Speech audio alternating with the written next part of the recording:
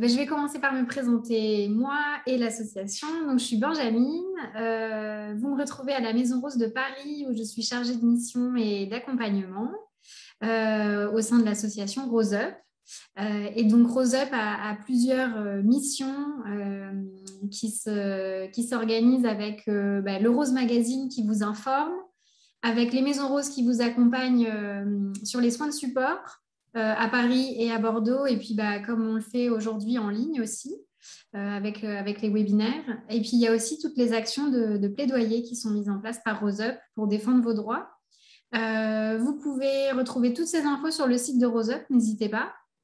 Vous pouvez également, pour celles qui ne sont pas encore adhérentes, adhérer à l'association pour nous aider un petit peu dans toutes ces missions et puis nous soutenir. Et puis faire des dons aussi pour qu'on continue toutes nos actions. Aujourd'hui, on fait donc un café sexo avec Justine. Et il me semble qu'on va aborder la thématique de cancer et célibat. Donc, bonjour à toutes. Pour celles qui ne me connaissent pas, donc Justine Henrion, je suis basée sur Amiens essentiellement et des interventions auprès des femmes atteintes de cancer du sein sur Paris avec la Maison Rose et Amiens à la base, mais bon voilà.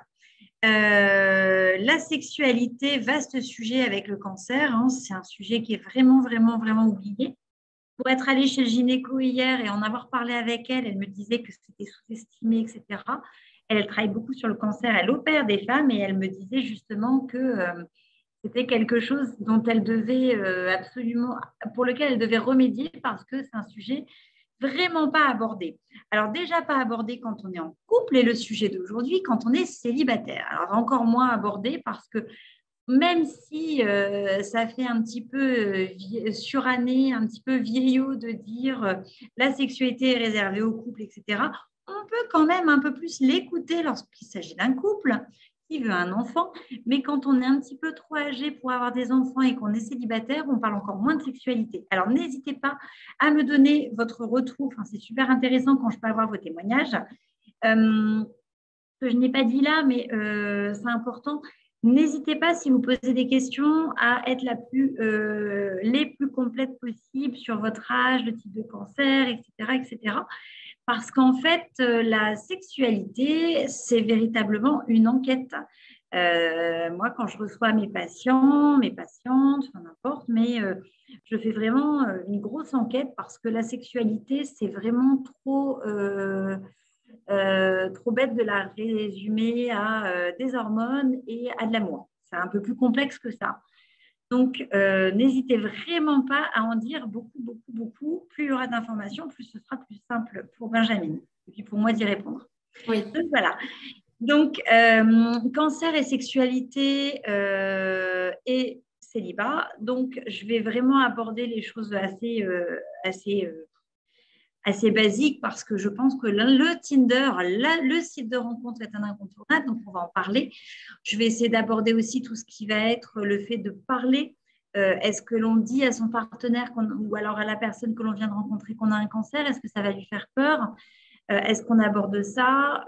Est-ce que je suis fichue et que je serai célibataire toute ma vie parce que j'ai des cicatrices, etc., etc. Donc, c'est vraiment un petit peu ce qu'on va aborder. Et puis, généralement, les femmes, lorsque l'on fait ce webinaire, veulent toujours que l'on aborde un petit peu le problème de libido et de sécheresse.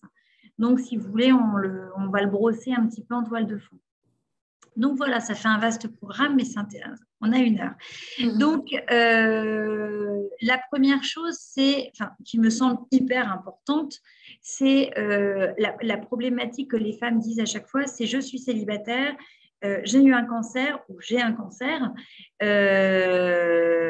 est-ce que je peux rencontrer quelqu'un et lui dire que je suis en traitement ou que je viens d'avoir un traitement, etc., etc. Alors après, ça, j'ai envie de dire, c'est du propre à chacun. Personnellement, parce que c'est ma façon d'être, c'est mon éthique à moi, mais je ne vous incite pas, mais je vous dis, je pense qu'il est préférable de dire les choses. Non seulement votre cancer, ce n'est pas une honte, c'est même au contraire une grosse fierté de dire que voilà, c'est quelque chose qui fait intégralement partie de vous.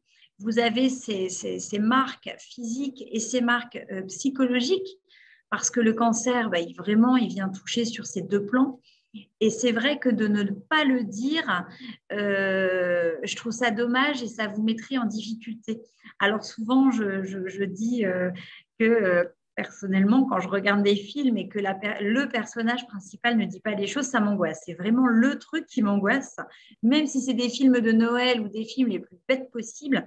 Lorsque le personnage central ne dit pas un événement hyper important, ça m'angoisse. Donc, je n'irai pas dire en premier rendez-vous que tout va bien, qu'il n'y a pas eu de cancer, etc. Enfin, ou en tout cas, faire comme si de rien n'était. Je trouve que ça fait partie de vous et vous devez afficher une jolie fierté plutôt que le mettre de côté comme une grosse honte. Ça, c'est vraiment la première chose. Donc, mesdames, si vous vous posez la question, dois-je le dire, dois-je pas le dire? En tout cas, c'est moi que ça regarde, mais je pense qu'il faut le dire, c'est évident. Surtout que, normalement, puisque nous allons parler de sexualité, s'il y a une première approche avec un homme, quelqu'un ou une femme, ça va déboucher potentiellement sur des rapports. Si vous avez justement un corps enfin une chimio, vous avez une hormonothérapie, vous avez des sécheresses, des douleurs, etc., autant le dire tout de suite. Parce que la sexualité, elle est propre à chacun. Et c'est vrai que malgré tout, même si on a déjà fait l'amour dans sa vie, qu'on ait n'importe quel âge, qu'on ait 50 ans, 40 ans, 70 ans, eh bien, quand les choses sont faites, qu'on a déjà fait l'amour, bah, pouf, on fait l'amour comme si c'était quelque chose logique, on avait déjà fait, comme si on prenait une fourchette et qu'on mangeait piquait un bout de carotte dans son assiette. Et je trouve ça dommage parce que finalement, avec une nouvelle personne, faire l'amour, c'est toujours nouveau.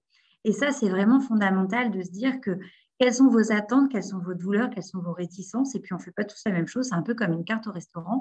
Dans une boucherie, on peut potentiellement ne pas trouver de poisson, etc., etc. Eh bien, lorsque vous ferez l'amour, il y a peut-être des choses que vous ne voudrez pas faire, que vous voudrez faire, etc., etc. Et c'est vrai que parler de vous avant, de dire que vous avez eu un cancer, ça peut vous donner un petit joker et de dire, bah, tu sais, moi, j'ai des sécheresses dues au traitement. Je peux faire l'amour, hein, mais bah, je réclame un peu plus de douceur. Ce que toutes les femmes rêvent de dire lors d'un rendez-vous Internet, je rêve d'un peu de douceur. Vous avez cette légitimité de le dire et c'est très important. Alors ça, cancer ou pas cancer, les attentes, les problématiques, les traumas, parce que bah, malgré tout, les femmes ont pas mal de choses qui leur remontent lorsqu'elles débutent une nouvelle aventure, les expériences passées, etc. Donc, pour ma part, c'est hyper important de dire oui, oui, oui, j'ai eu un cancer, je suis super fière de moi. Je pensais être beaucoup plus fragile. En fait, je me suis rendu compte que je suis une battante de dingue. Parce que c'est vraiment ça qui doit ressortir de cette cochonnerie de cancer, c'est que, mesdames, vous êtes des super battantes. Pour la plupart, alors là, on est sur le célibat, mais ça ne veut pas dire qu'on est célibataire, qu'on n'a pas été marié par ailleurs, qu'on n'a pas eu d'enfant, qu'on n'a pas vécu autre chose. Et je pense que cette fierté, vous pouvez l'avoir de dire, bah, j'ai bossé, j'ai élevé mes gamins à côté, j'ai vu mes copines. Oui, c'était pas super rigolo, mais j'ai tenu le coup et je suis encore là. Et qu'est-ce que ce cancer m'a permis de mettre en évidence? Est-ce que ma vie d'avant était mieux? Est-ce qu'elle était moins bien? Est-ce que j'étais heureuse? Est-ce que j'étais respectée? Et ça, vous allez voir que c'est le mot dont je vais vous parler le plus, le respect. Parce que finalement, parfois, on est célibataire par choix, parce qu'il y a des femmes aussi qui décident pendant le cancer de dire bah, mon coco, tu ne me respectes pas, tu m'agaces, je dois m'occuper de toi alors que je suis malade, tu dégages. Donc, je ne sais pas s'il y en a qui vont se reconnaître, mais cela arrive assez fréquemment de faire le ménage et de dire je ne veux plus. Qu'est-ce que je subissais? Qu'est-ce que j'aimais? Qu'est-ce que je ne veux plus? C'est vrai que parfois, les femmes subissent un petit peu le cancer, les enfants, le travail. Et il y a un moment donné où elles disent j'en peux plus, je n'ai plus envie. Et c'est vrai que ce n'est pas parce qu'elles n'ont plus envie de subir un ancien mari, des anciens compagnons qui étaient pas très agréables, ou des relations dont on avait fait le tour, que le célibat est une fin en soi et que vous allez terminer célibataire. J'aime bien parler du célibat dans ce webinaire, célibat et cancer, parce que je trouve que les célibataires ont plus de chances que celles qui sont en couple. Si vous voulez, quand les femmes sont en couple et ont un cancer, souvent il y a cette attente des maris un petit peu au retour à la normale, à vraiment avoir cette pression. ces mots qui sont pour ma part un peu indélicats. Oh, bah avant, tu disais oui, avant tu étais pour, avant tu aimais ci, avant tu aimais ça. Oui, mais il y a la femme que j'étais avant et il y a la femme que je suis maintenant. Et c'est vrai que lorsque que l'on est célibataire, on a cette possibilité de montrer un nouveau corps avec ses cicatrices. L'autre ne le connaît pas, votre corps. Donc finalement, qu'il y ait un sein en moins, des cicatrices, des douleurs, des cheveux courts, il n'y a pas dans le regard de l'autre l'attente de l'ancien corps. Ça, c'est quelque chose qui est vraiment important. Et pour avoir vu de nombreuses femmes en apéro-sexo, quand à l'époque, ça s'appelait encore des apéros, hein, à l'époque, avant le Covid, où on pouvait ripailler, eh bien, c'est vrai que beaucoup de femmes sortaient des photos de leur porte-monnaie, dans leur portefeuille, et disaient, bah, regardez comment j'étais avant, j'avais mes beaux cheveux, je ne peux plus montrer ce corps-là à mon mari. Et c'est vrai que, ou à ma compagne, hein, et elle se sentait vraiment coupable de ça. Alors que finalement, lorsqu'on réécrit une page blanche, lorsque l'on réécrit l'histoire, il n'y a pas cette problématique du tout. Bien au contraire, on peut tout refaire avec une personne. Et ça, je trouve que c'est fondamental, c'est que il faut vraiment dire ce que l'on veut, ce que l'on ne veut plus. C'est ce que j'adore dans ce webinaire-là. Et avant, alors là, c'est une phrase qui est très chiante, les célibataires en ont marre de l'entendre, mais avant de partir, de rencontrer quelqu'un, de partir à l'aventure d'une nouvelle histoire, il faut se connaître soi-même. Alors là, franchement, si je pouvais avoir... Bah tiens, il y a des petites mains levées là. Levez la main, je ne sais pas si vous le voyez sur Zoom, on peut lever la main. Si celles qui l'ont entendu pouvaient lever la main, alors je ne sais pas, hein, peut-être que vous n'avez pas le trouvé, mais c'est vrai que c'est une phrase que l'on entend très fréquemment. Il faut se connaître seul avant de pouvoir rencontrer l'autre. Eh bien, je suis un petit peu d'accord finalement avec cette phrase qui est un peu toute faite. On Parce a que des mains qui se lèvent. Hein. Comment? Il y a des mains qui se lèvent. Ah bah voilà. Et c'est vrai qu'elle est chiante cette phrase. Elle me gonflait au plus haut point pour avoir été une mère célibataire pendant de nombreuses années. Et elle m'énervait jusqu'à un médecin avec qui je travaillais qui m'a sorti cette phrase.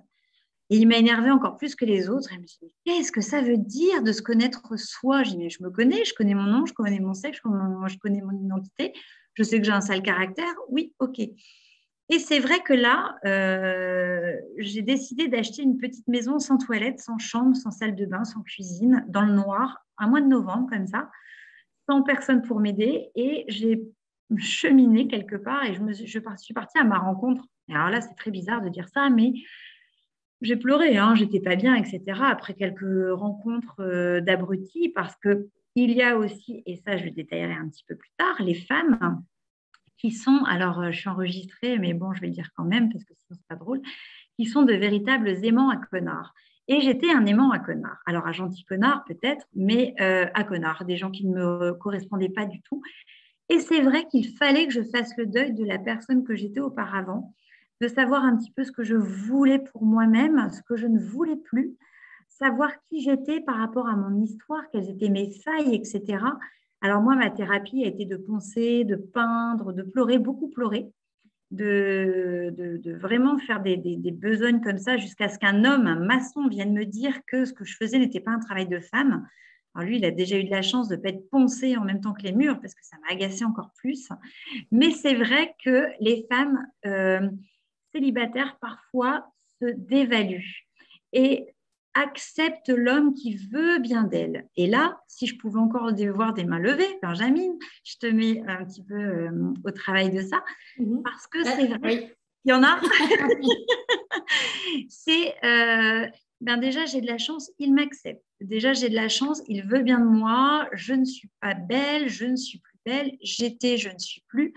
Donc déjà, j'ai beaucoup de chance d'être acceptée. Donc, je ferme ma bouche et je suis devenue un aimant à connard. Donc ça, c'est ce qu'il ne faut plus faire.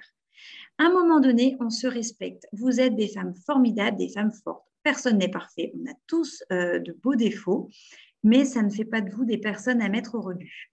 Alors, une chose que j'aime bien faire, excusez-moi, je vais avancer mon fauteuil. Je ne suis pas bien. Voilà. Excusez-moi, j'ai la bougeotte. C'est de prendre votre ligne de vie. Alors, pour celles qui m'ont déjà suivi, tant pis, mais c'est pas grave, ça fait un redite. C'est vous partez du début de votre vie à votre naissance et jusqu'à aujourd'hui, et vous y mettez les événements marquants. Alors, les événements marquants ne sont pas forcément sexuels ni négatifs, hein, mais on peut marquer un petit peu de tout. Et c'est vrai que ça va faire une photographie un petit peu de votre histoire et de dire, bah, c'est vrai que quand je regarde, j'en ai quand même bavé. Mes parents ont divorcé, ou alors il y a eu de la violence conjugale, il y a eu 3 déménagements parce que votre père était militaire, il y a eu des deuils successifs, des suicides, bref, il y a eu quand même pas mal d'étapes, hein. Et vous pouvez y mettre, en faisant cette ligne de vie, des couleurs. Moi, j'aime bien maintenant demander à mes patients de mettre des couleurs, du jaune pour les moments assez solaires, du rouge, de voir que finalement, vous avez vécu de drôles d'épreuves et qu'en fait, tout ça fait ce que vous êtes. Quelles étaient vos anciennes relations? Est-ce que vos copines vous respectaient quand vous étiez à la maternelle ou en primaire? Qu'elles jouaient sans vous et vous étiez mise de côté parce qu'on parle de harcèlement à l'heure actuelle. Mais combien de femmes, lorsque je demande ma ligne de vie, me disent mais mes copines jouaient et à tour de rôle, on était exclus. Et j'ai l'impression que c'est un traumatisme énorme. Donc tout ça fait partie de vous. Et si vous êtes courageuse, vous faites même avant votre naissance. C'est-à-dire que quel était le contexte de rencontre de vos parents? Est-ce que vous êtes un bébé de réparation comme je l'ai été, ce qui n'a pas marché, ou alors un bébé de l'amour, un bébé surprise? Bref, quel était le contexte de votre naissance? Tout ça, c'est super important pour conditionner ce que vous êtes. Je me permets de vous dire ça parce que parfois, on n'était déjà pas très attendu par nos parents, pas très désiré, et on va traîner ça toute sa vie comme un petit boulet en disant bah déjà, je vais avec lui parce que lui, il m'accepte. Donc voilà, déjà, je ne vais pas faire de la psychologie de comptoir, mais je vous donne des trames et des choses, des pistes qui peuvent plus ou moins vous aiguiller et à dire bah, c'est vrai, tiens, je suis toujours avec des abrutis. Et c'est vrai que ma mère a toujours dit que j'étais pas du tout attendue, certes aimée, mais que je venais un peu déranger le monde. Donc, vous avez une facilité à faire le dos rond et accepter toutes les situations parce que finalement, c'est ce qui a conditionné votre existence. Benjamin, as-tu des questions ou est-ce que c'est clair? Écoute, pour l'instant, il n'y a pas de questions. On a eu des mains levées au moment, mais pas de questions. Pour l'instant, n'hésitez pas, mesdames, oui, dans le chat, dans la partie questions-réponses, à poser des questions et, comme disait Justine au début, à bien préciser un petit peu toutes vos infos pour qu'on puisse être le plus précise possible. Parfait. Pour l'instant, c'est tout bon. Bon, parce que c'est vrai que le célibat, finalement, quand on le voit comme quelque chose de dramatique, c'est vraiment dramatique. Mais j'aime bien poser les choses avec du positivisme. Alors, ce qui n'est pas toujours évident, hein, je vous rassure, hein, même pour moi, pour personne, le positivisme, il a ses limites. Mais de dire, je suis célibataire, quelle merde, j'en ai marre. J'en ai marre d'être seule, je vois tout le monde, etc., etc.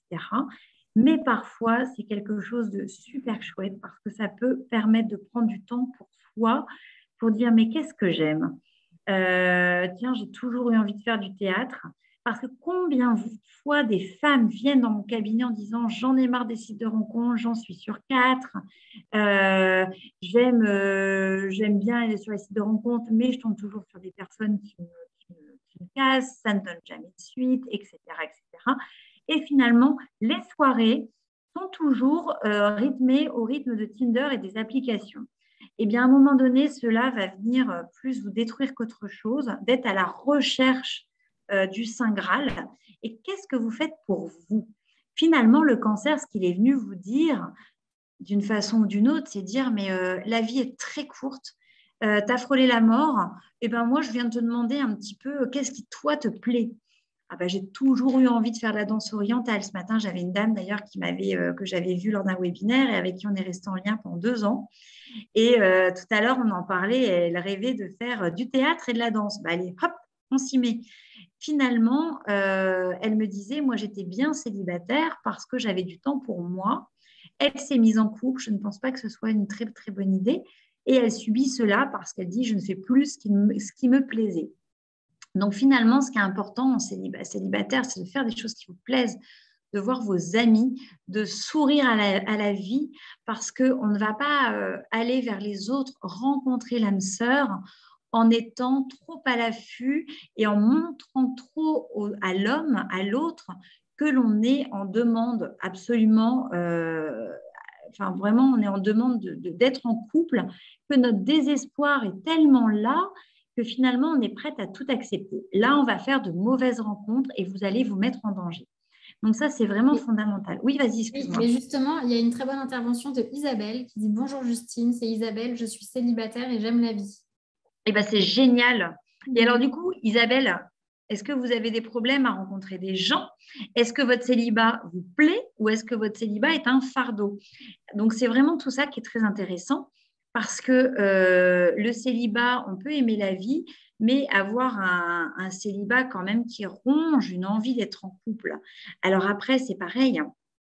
Est-ce que vous avez eu des enfants? Quel est votre âge? Vous voyez, il y a plein de choses comme ça que l'on a envie de demander parce que le célibat ne va pas être vécu de la même manière lorsque l'on est une jeune femme, que l'on est ménopausée précoce et qu'il y a cette envie d'enfant. Ça, c'est vraiment très, très compliqué et la prise en charge, elle va être vraiment très... Alors, hop, j'ai une chose qui se met devant les yeux. Il y a beaucoup de choses qui vont être à rechercher parce que, comme me disait ma patiente ce matin, les prélèvements d'ovocytes, il y a eu beaucoup de choses qui se mélangent et c'est beaucoup plus compliqué. Donc, on peut s'imaginer vraiment cette envie de trouver quelqu'un à n'importe quel prix pour pouvoir faire sa vie et potentiellement avoir des enfants avant que cela soit trop tard. Donc, c'est vrai qu'on n'est pas du tout dans la même configuration que quelqu'un qui a déjà eu des enfants, qui a eu sa vie de femme, qui a vécu son célibat, comme Isabelle, qui le vit bien et qui a envie de retrouver quelqu'un qui a un petit peu plus le temps. D'accord? Après, quelles sont les histoires de ces femmes? Comme je vous disais tout à l'heure sur la ligne de vie, quelles sont vos histoires et quelle est la confiance que vous avez en vous? J'ai une petite jeune fille qui est venue, une petite jeune fille, elle faisait jeune fille, mais elle avait quand même 32 ans à mon cabinet il y a 3 jours. Et elle dit, j'ai toujours eu des hommes qui me cherchaient que pour avoir des histoires sexuelles, mais finalement, moi, ne me voyais pas. Et lorsqu'on retrace le respect, on voit très bien qu'à la maison, cette jeune femme n'existait pas. Elle était là, elle n'avait pas le droit de parler, elle était assez... ce sont ses parents qui lui ont trouvé son travail. On lui a toujours dit qu'elle n'était pas capable de trouver un travail pour elle-même, qu'elle ne pouvait pas avoir son bac, etc., etc. Donc ça, c'est important aussi, les phrases qui conditionnent, quelles sont les phrases qu'on a pu vous dire dans l'enfance, qui créent aussi un petit peu cette ligne de conduite que vous allez parfois adopter lorsque l'on vous dit que vous êtes marginal, que vous êtes têtu, qu'avec votre caractère, c'est normal que vous ne trouviez personne, que vous êtes trop grosse ou alors trop maigre. Bref, les femmes en ont beaucoup, beaucoup sur le dos. Ah, tiens, je vois un truc. Ah, voilà. Alors là, on a plusieurs réactions. Alors, vas-y, je me tais. C'est Christine qui dit: Bonjour, j'ai 55 ans, 2 enfants, célibataire depuis 12 ans. Je vis à 100% chaque moment à fond, comme Isabelle, j'aime la vie. Le célibat ne me pèse pas, mais j'aimerais un jour rencontrer quelqu'un, mais chacun chez soi. Ah bah oui. Ça, je comprends tout à fait. Mais c'est sain parce que finalement, vous vivez votre vie, ça fait 12 ans. Et effectivement, remettre le couvert avec quelqu'un, revivre le quotidien, c'est compliqué. Je comprends tout à fait. Après, ce qui est compliqué, alors c'est Isabelle et Christine, hein. Oui. Oui, c'est ça. Donc, Christine, ce qui va être compliqué, effectivement, c'est que les hommes, alors je ne vais pas faire une généralité, hein, mon mari dirait que je suis pro-féministe en ce moment, mais parfois, les hommes aiment bien se faire dorloter et avoir une chérie à la maison. Donc, c'est là. Et les femmes indépendantes, elles embêtent le monde parce qu'elles n'ont plus besoin d'un homme pour vivre. Elles savent faire, elles savent choisir leur voiture, elles savent quoi faire si elles ont un problème de chaudière, elles savent se débrouiller, elles savent bricoler, elles savent rire. Elles savent faire tellement de choses que parfois elles font peur et on fait fuir les hommes. Du coup, pour trouver quelqu'un qui veut bien gérer le chacun chez soi, ça peut foutre la trouille. Donc, c'est vrai que les femmes veulent leur liberté, et je comprends tout à fait, mais elles le paient. Donc, à part tomber sur quelqu'un qui est très à l'aise avec sa masculinité, qui ne se sent pas castré par une femme trop libre, eh bien, c'est compliqué. Christine dit: c'est tout à fait ça. Comment?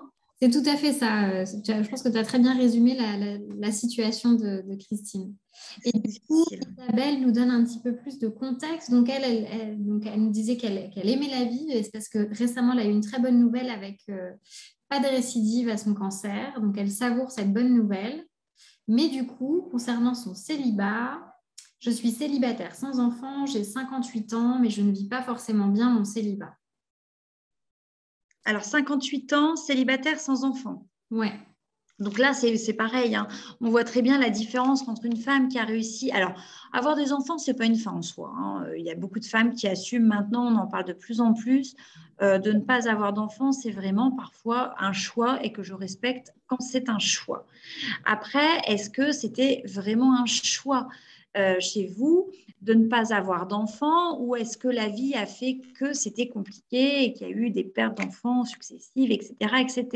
J'ai un Parce oui. que 58 ans, il y a ce côté finalement de retraite qui approche, ce côté, mais qu'est-ce que je vais faire de tout ce temps qui va arriver? Comment occuper les choses? Et il y a un petit bilan quand même qui s'opère après le cancer aussi, hein, c'est obligatoire. Et puis les parents qui vieillissent, etc., etc., parfois les choses deviennent anxiogènes. Donc tout ça est intéressant. Et là, s'il y a une demande de rencontrer quelqu'un, c'est quelle est cette demande? Est-ce que c'est une demande de combler une solitude, de combler le manque des enfants, d'être vraiment un antidépresseur ou c'est de la joie et de vouloir partager avec quelqu'un? Et qu'est-ce que vous avez à partager? C'est vraiment tout ça qu'il va falloir détricoter quand je vous disais que je faisais ma maison et que je pleurais, etc. C'était ça, toutes les questions que je me suis posées. Qu'est-ce que je veux vraiment? Quel a été le modèle qui m'a été montré? Alors, un truc tout bête, mais enfin tout bête, non, pas du tout. C'est quelque chose que j'étudie énormément avec mes patients et pour en faire une formation que je trouve juste passionnante. C'est donc la psychogénéalogie. Donc, c'est de voir un petit peu quels ont été les modèles et les origines de notre famille, parce que nous sommes ce que nous avons récolté de nos ancêtres, pardon. Et c'est vrai que lorsque j'ai fait ce travail, à un moment donné, je me suis rendu compte que sur 4 générations, d'un côté, il y avait des femmes très courageuses et seules, et de l'autre côté, des femmes qui avaient été extrêmement brillantes dans le sens où elles ont géré des vies incroyables. Et j'avais cette image de femmes fortes, célibataires, courageuses. Donc, vous voyez, tout ça est à reconstruire, à voir un petit peu quelles sont vos origines, qu'est-ce qui vous a été inculqué dans votre famille. C'est vraiment fondamental. Donc ça, c'est ce que je demande à mes patients et patientes. Quelles ont été les phrases qui conditionnent votre vie, votre enfance? Quelles ont été les phrases qu'on a pu dire sur vous? Les phrases, ah bah, de toute façon, toi, tu n'étais pas attendu. Ah bah, toi, de toute façon, toi, tu pleurais tout le temps. Ah bah, toi, tu as toujours été mal coiffée. Souvent, j'en parle sur mes webinaires parce qu'on a passé mon enfance à me dire que j'étais mal coiffée. Donc, vous voyez l'importance pour moi du cheveu. Je ne vais pas vous parler de ma vie, hein, mais c'est vrai que pour moi, ça a une véritable importance puisque on m'a bercée avec ça toute ma vie et avec les femmes sont courageuses, elles savent en faire beaucoup plus qu'avec les hommes. Bref, etc., etc. Donc, ça nourrit beaucoup de choses, mes croyances et ma façon de chercher quelqu'un à un moment donné dans ma vie. Donc, vous voyez, ça, c'est important. Je vois qu'il y a des petites bulles Oui. rouges. Oui, donc justement, Isabelle précise qu'elle dit, je pense que le manque d'affection pendant l'année de soins, le manque d'une présence physique d'un compagnon chez moi, effectivement, on est sur une envie de partager des moments, quoi. Oui, et d'être dans le doudou, d'être dans le câlin, d'être dans quelque chose qui est du soir, oui, de pouvoir se coller sur une épaule. C'est pour ça que quand on parle de site de rencontre, je trouve ça très touchant, au même titre que les femmes guerrières qui savent gérer leur voiture, etc., etc. Elles savent tout faire. Moi, je trouve que justement, c'est un petit peu castrateur pour ces chers hommes qui se sentent toujours un petit peu délaissés.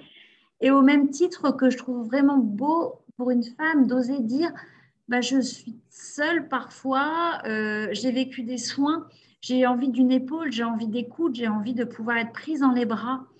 Je trouve que c'est vraiment beau de pouvoir dire les choses comme ça. Ça donne un côté vraiment une jolie fragilité. Ça ne veut pas dire que vous n'êtes pas forte, bien Non, au justement. contraire. Mais justement, Elle voilà. elle parle d'une grande victoire de ténacité, justement. Exactement, une grande victoire de ténacité, ce qui n'empêche pas d'avoir envie de pleurer sur une épaule et d'être prise dans les bras et d'avoir quelqu'un qui vous prépare un petit café, un petit plateau, etc. C'est en ça que parfois les femmes, quand on parle de fragilité, etc., elles deviennent toujours avec des yeux qui froncent. Mais je suis forte, je suis forte, je suis forte. Ça ne veut rien dire. C'est pas parce qu'on pleure qu'on a besoin d'une épaule que l'on n'est pas forte. Ça, c'est vraiment important.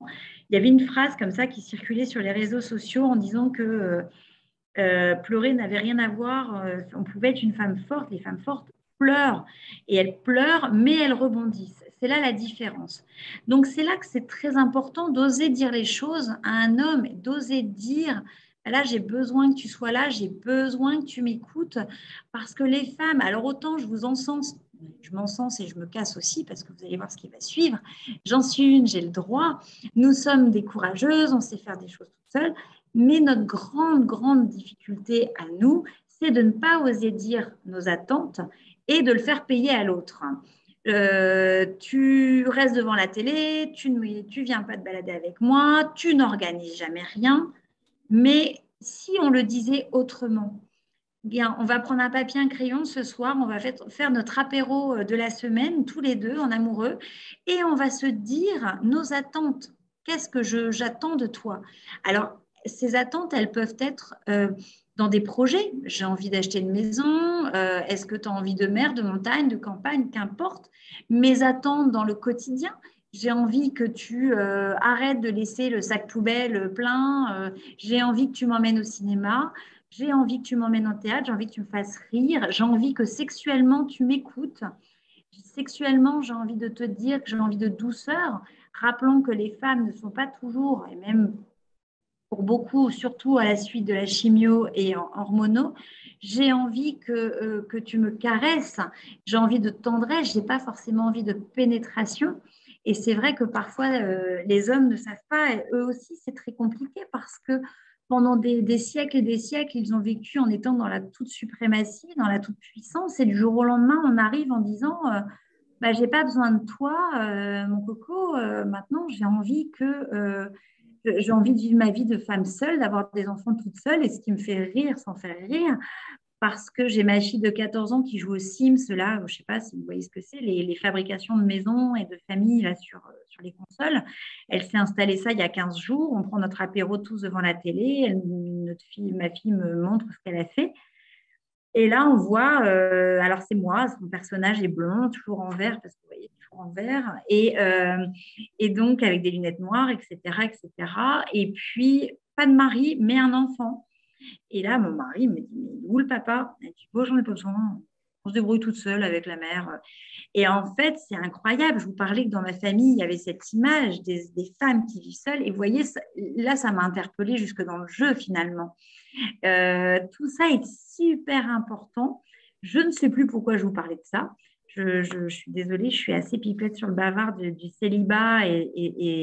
Ah oui, si, c'est ça. De dire vos attentes.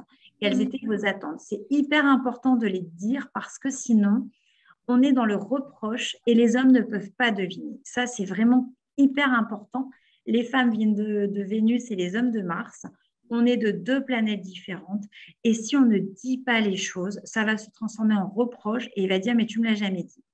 Et ne faites pas mine.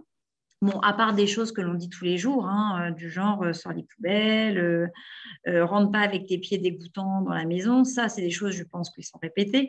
Mais des choses un petit peu plus importantes pour vous. Tu sais, quand je suis en chimio, bah, j'ai envie que tu sois là, que tu me tiennes la main. J'ai envie de ci, j'ai envie de ça. Et même lors d'un premier rendez-vous, ou même sur une page Tinder ou d'une page Internet, on est en attente. Ça ne veut pas dire que vous n'êtes pas forte, mais de dire vos attentes. Je trouve ça super intelligent de votre part. Et ça fait une sélection parce que quelque part, de dire sur les pages, puisque j'accompagne des femmes aussi qui se mettent sur des sites comme ça, qui sont dans c'est très violent, les sites Internet, et de les accompagner là-dedans et de dire, mais que voulez-vous? Et c'est vrai que la plupart des femmes me disent, mais je ne sais pas. Et on ne peut pas être en attente, porter ses attentes sur quelqu'un si on ne sait pas ce que l'on veut. Donc ça, c'est vraiment important, même titre que vous dites, bah, je veux chacun chez soi, etc., etc. Donc c'est très intelligent de le dire. Voilà. J'ai des réactions.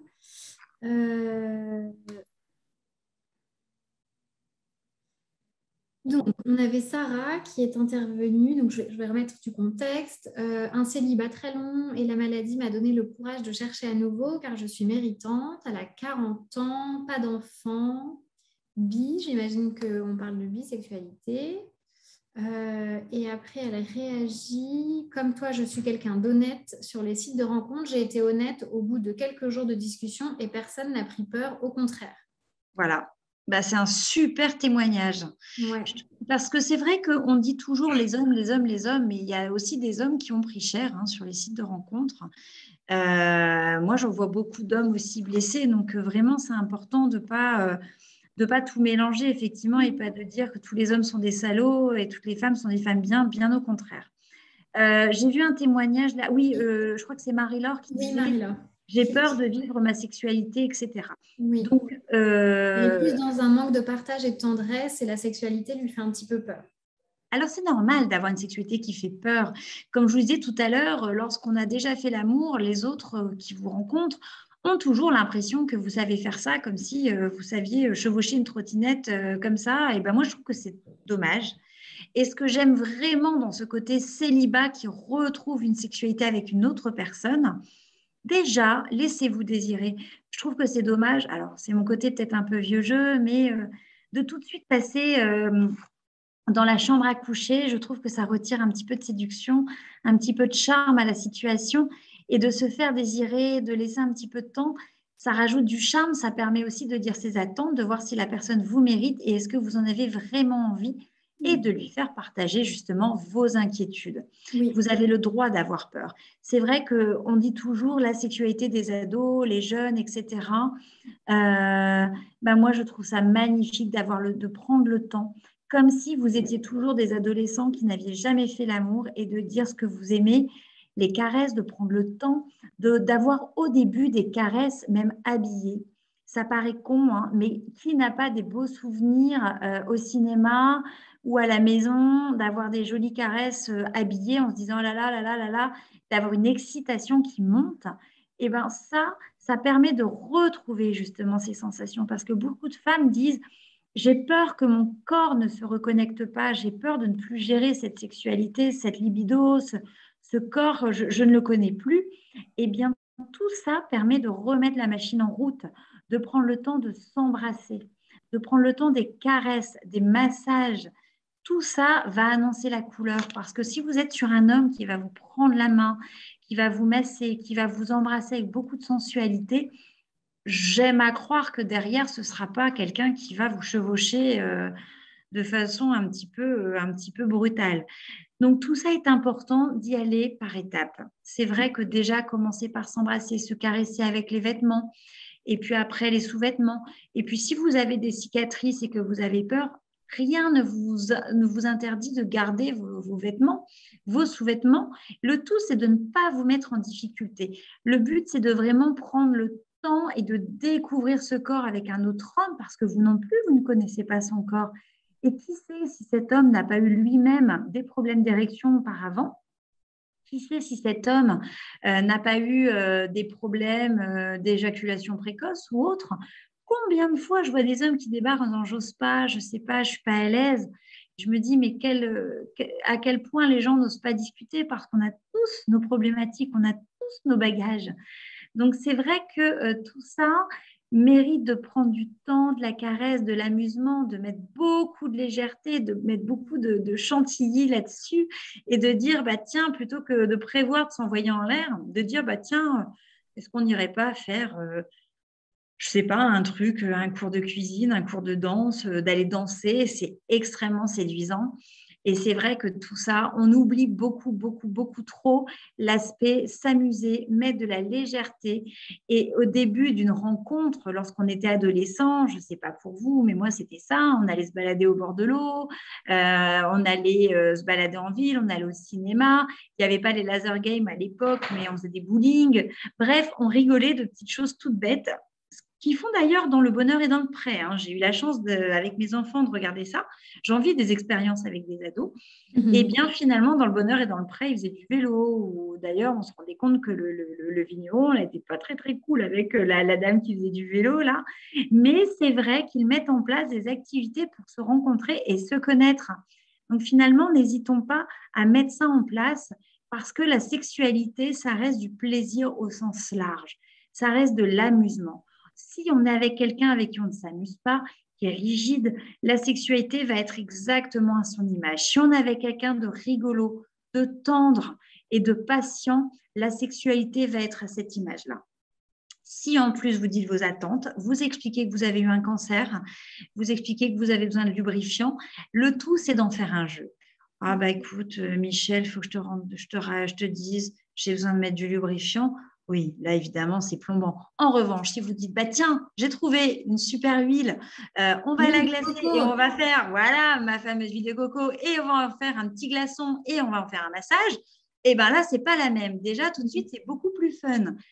Tout est une question de point de vue, mais personnellement, je trouve qu'il faut faire de cette boule de merdouille quelque chose, un bel engrais qui va fleurir.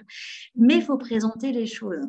Donc voilà. Oui, voilà, mais j'allais intervenir justement parce que on parlait peut-être aussi de parler de certains effets secondaires, de sécheresse et tout ça, mais voilà, tu l'as abordé parfaitement avec l'huile de coco. Je savais qu'on y viendrait. Mais c'est vrai que cette fameuse huile, alors ce que j'aime alimentaire, c'est qu'elle a cette possibilité justement de rendre le jeu possible.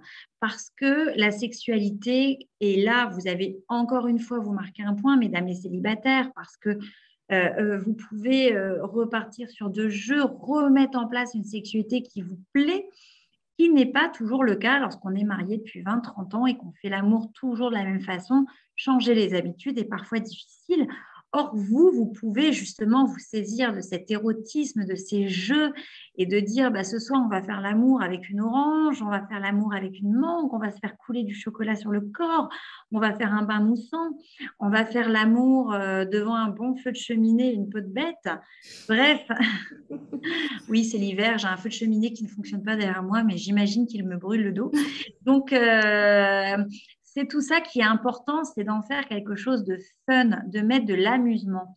Et c'est vrai qu'en post-Covid, j'ai un petit couple qui est venu me voir d'une 30aine d'années et qui me disait on a des problèmes de libido, etc., etc.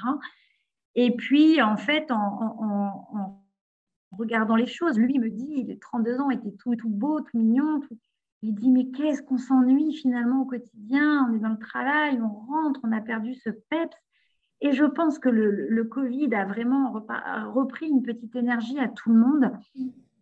Et pour tout vous dire, juste avant de commencer le webinaire, je mangeais toute seule face à mes lasagnes un peu vieillottes et je me suis mis des sketchs parce que je me dis, tiens, c'est vrai, moi non plus, je dis toujours à mes patients qu'il faut rigoler, mais moi en ce moment, je rigole plus beaucoup. J'ai envie de redevenir une adolescente au collège et de rigoler avec mes copines à chaque instant, mais c'est fini ce temps-là. Et je me suis refait des sketchs, je me dis, purée, ça fait du bien, même Florence Foresti, des Muriel Robin, des sketchs que je connais par cœur, bah, ça m'a fait du bien de rire. Et finalement, Femme qui rit, et du coup, de partir sur des choses qui sont plaisantes. Alors, de reprendre des cours de théâtre, faites de votre célibat un allié, pour dire, mais de quoi ai-je envie? Quelle est mon essence dans la vie? Est-ce que pour me nourrir, j'ai besoin d'être intellectuellement nourrie? Donc, est-ce que je vais être en recherche de quelqu'un qui est intelligent? Je vais être en recherche de quelqu'un qui va être proche de la nature? Je vais avoir envie de rire? Chacun a son énergie, chacun a son essence. Et c'est vrai que de partir sur les sites de rencontres en disant je ne sais pas ce que je veux, après on a le droit de changer d'avis. Hein. Parfois on a envie d'être sur quelqu'un de très intelligent et se rendre compte que finalement il est chiant comme la pluie et puis de dire bah, finalement je veux quelqu'un de drôle et vice-versa. Donc tout ça est vraiment très important et surtout mesdames de partir sur quelqu'un qui vous respecte. Par rapport à ça, je reviens à ce que je vous ai dit tout au début, de faire la ligne de respect, la ligne de vie et de noter les personnes qui vous ont respecté. Et est-ce que vous, déjà, vous respectez? Est-ce que vous vous dévaluez avec ce putain de cancer ou est-ce que vous êtes toujours aussi bien dans vos baskets et même davantage et de dire bah, maintenant, ma cocotte, tu mérites quelqu'un qui te respecte. Tu respectes les autres et tu dois être respecté. C'est-à-dire que si le premier rendez-vous, vous voyez qu'il y a un truc qui ne va pas, faites confiance à votre instinct et hop, on va voir une autre personne. On essaie vraiment, mais le respect, c'est fondamental. C'est vraiment quelque chose où j'ai vraiment, vraiment, vraiment jamais autant insisté, c'est vraiment ça. Surtout lorsqu'on a été célibataire et qu'on est en attente de quelqu'un, on peut vraiment prendre n'importe quel abruti.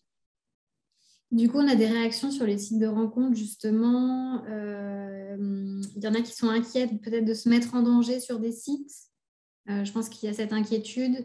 Christine qui dit « J'ai jamais été sur les sites de rencontres car j'espère trouver l'homme sur mon chemin un jour. » Effectivement, ça existe encore. Hein. Alors, ça existe encore maintenant, je vais être honnête, pour voir des couples toute la journée. J'ai vraiment l'impression que les codes ont changé. Je suis pour un retour au bal. Je pense que s'il y a un futur candidat à la présidentielle qui réinstaure les bals de campagne, je voterai pour lui parce que c'était un très, très, très joli mode de rencontre pour tous les âges. Parce qu'il y a des âges il y a tous les âges, on a besoin de rencontrer quelqu'un. Et c'est vrai que ça remettrait un petit peu un Tinder réel, parce que malgré tout, il est vrai que les rencontres maintenant se font beaucoup, beaucoup, beaucoup par site de rencontres. Après, pour ne pas se mettre en danger, il y a des choses à faire. Hein. Ne pas aller chez quelqu'un que l'on ne connaît pas, donner son adresse et puis un petit peu baliser les choses, faire vraiment plusieurs rencontres, voir l'environnement, etc., etc. C'est hyper important. Mais oui, Christine. Il y a des adeptes pour le oui. là. Moi, à chaque fois que j'ai des mères des mères de village qui viennent en rendez-vous, je leur dis, mais quand est-ce que vous remettez les balles? Parce que c'est hyper important. Je pense que tout le monde voudrait faire autrement. Ah, j'ai pas vu. Oui, malheureusement, on n'a pas le choix. Ouais. Et moi, la première, j'ai toujours pas dit à ma maman, mais j'ai rencontré mon mari il y a quelques années sur Internet, sur Tinder, poussée par un ami, parce que mère célibataire depuis 8 ans, sexologue, autant vous dire que ça ne se poussait pas au portillon. Je faisais un peu peur, donc c'est compliqué. Et effectivement, il a fallu tomber sur quelqu'un qui était bien à l'aise avec sa masculinité, qui m'a fait des blagues bien pourries. Et ça a matché comme ça, quoi. Mais hyper important de se dire que le site de rencontre, c'est pas... Alors, c'est pas forcément quelque chose de négatif, hein, malheureusement. C'est comme ça fait partie des mœurs. Mais pour rigoler, je suis tombée sur un vieux magazine, Le Chasseur français, ou je sais pas quoi, enfin bref. Et il y a des pages des rencontres. Les petites annonces. Voilà, les petites annonces. Donc, je pense que ça a toujours existé. Et apparemment, ma grand-mère paternelle a rencontré son mari comme ça sur des annonces. Donc, c'est rigolo. Je vous invite vraiment à faire la psychogénéalogie de votre famille. Vous verrez qu'il y a des choses qui sont hyper rigolotes et qui reviennent de façon répétée comme ça. C'est marrant. Et on a un joli témoignage de Sarah qui dit « J'ai repris ma sexualité en étant honnête sur mes limites et mes craintes. La personne a été patiente et nous nous amusons beaucoup. Anecdote, ce n'est pas moi l'ancienne malade qui a le plus de difficultés. » Voilà, et c'est ça qui est magnifique. Ils sont beaux, vos témoignages, franchement, c'est super chouette. Merci pour les partages. Ah ouais, non, c'est top. Je trouve que c'est le plus beau webinaire, celui-là. Célibat et sexualité, c'est mon préféré. C'était pour ça que je gigote et que j'ai pu faire ce café. Mais ils sont super beaux et c'est vrai que pour voir des hommes, alors ça, je vous fais une confidence, mais n'allez pas leur dire, hein, mais la plupart des hommes qui ont été trompés, qui divorcent ou qui sont veufs, lorsqu'ils se remettent sur les sites et qu'ils se remettent en jambes, ben, ils sont super mal, ils sont super gênés. Il y en a qui ont des problèmes d'érection alors que tout fonctionne super bien. C'est juste dans leur tête parce qu'ils ont peur de ne plus être à la hauteur. Donc en fait, chacun est sur ses positions.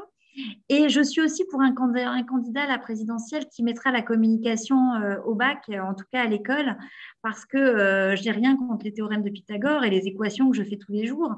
Mais c'est vrai que d'apprendre à communiquer, ce serait beaucoup plus important parce qu'apprendre à dire aux autres ce que l'on veut, ce que l'on ne veut plus, les limites de notre humour, les limites de notre respect, savoir dire les choses sans blesser, etc., c'est hyper important parce que si tout le monde osait dire un petit peu ses fragilités sans forcément se mettre à nu et se dévaluer, parce que c'est ça, souvent les gens se dévaluent.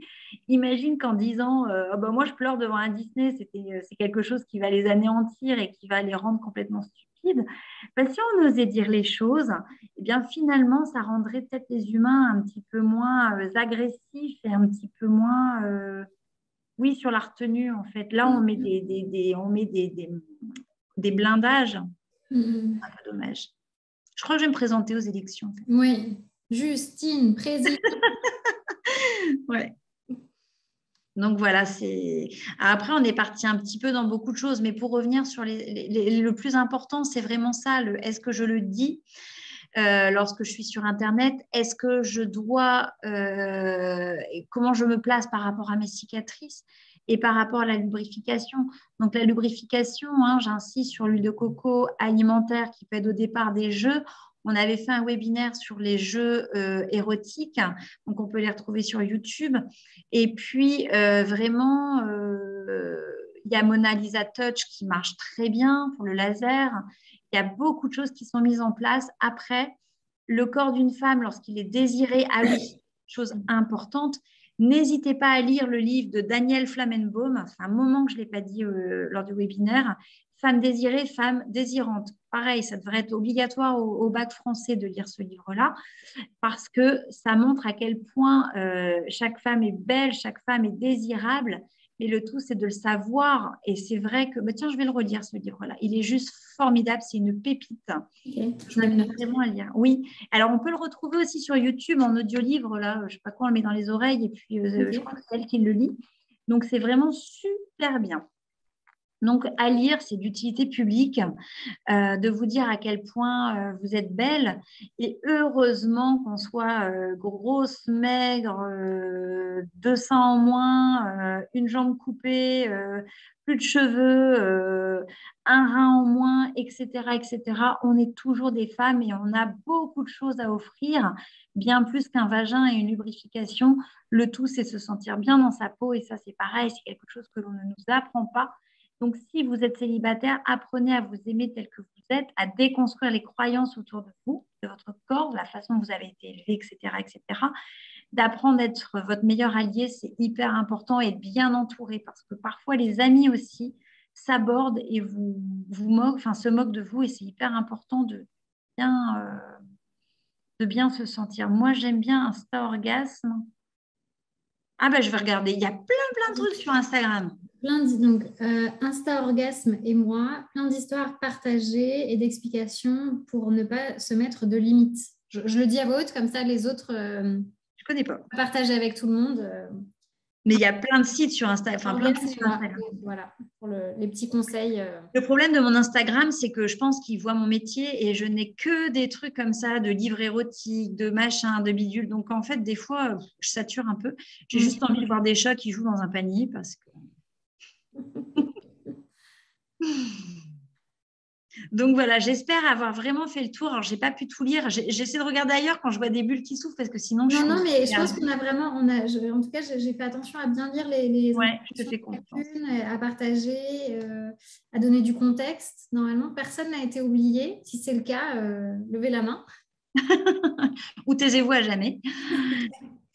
Mais non, mais merci Justine. Je pense effectivement qu'on a balayé vraiment le sujet dans sa globalité. Merci. Après, on ne fait que le balayer, hein, mais bon. Oui, bah oui, mais bon. Merci pour vos partages, mesdames, aussi. C'est super enrichissant de pouvoir échanger comme ça. Ça rend vraiment le webinaire interactif d'avoir vos ressentis, vos histoires. Donc, merci. Et puis... Et merci à toi, Benjamin, pour ton sourire et ta pêche. Moi, je passe toujours un bon moment. De toute façon, avec les cafés sexo, j'en apprends toujours beaucoup. Donc, je suis ravie. Oh, bah, c'est cool. Ravie de partager ça. Sur ce, on va souhaiter on clôt la séance, du coup. On a encore 5 minutes s'il y a des questions. Oui, bien sûr, bien sûr. S'il n'y a pas de questions, il n'y a pas de questions. Je regarde si j'aurais pas un truc à dire, mais non, j'ai même pas un truc intéressant à dire. Ah si, ça va être Noël, donc dans les cadeaux, ne pas hésiter à se faire plaisir et à ne pas vous oublier dans la haute du Père Noël de vous faire plaisir à vous. Et aussi, ouais, c'est ça. Alors, je vous donne mon truc et astuce pour cette fin d'année qui est grise, encore plus là, il fait gris. Et de mettre, moi je vais essayer de faire un Noël avec plein de choses rigolotes sous le sapin, avec des jouets, du coloré. Alors quand je dis ça, on me dit en tant que sexologue, les jouets, alors c'est pas forcément des jouets érotiques, hein, mais de mettre de la couleur et de rappeler votre petite âme d'enfant qui est dans le plaisir, qui est dans le jeu et qui est dans l'amusement, de pétiller. Vous serez des rayons de soleil et vous allez attirer des gens solaires aussi. Donc voilà. Donc essayez de faire un cadeau pour vous et puis de mettre de l'amusement. Voilà, c'était mon mot de la fin. Ouais, ça me Ça paraît va? bien. Ouais, tout ce qu'on veut, tout ce qu'on veut pour Noël. Bon, bon week-end à toutes Oui, et bon puis à week-end. très vite. Voilà, à très bientôt, Justine. Merci. Au revoir, Benjamin. Au revoir, Sarah. Bon week-end.